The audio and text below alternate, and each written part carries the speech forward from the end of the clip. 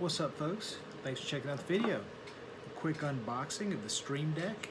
This is the medium-sized Stream Deck, second generation. MK, I think is what they call it, MK2. It's got it open.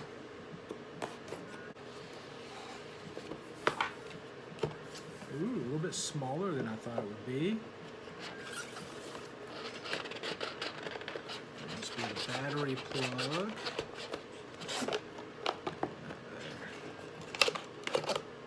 And the Stream Deck itself.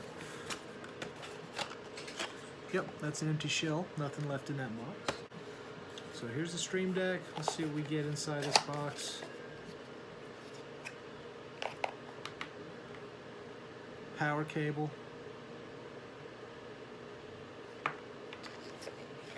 That's a USB to a C+ port. So the USB is going to go into your computer, the C+ port is going to go into the back of your Stream Deck. So the white letters say USB Type-C right here. So that's where you plug in your Stream Deck. So far, super simple of an unboxing. You don't get a whole lot of additional parts with this. Your cable, you get a Stream Deck, and you get information on how to get it started. So let's get it started.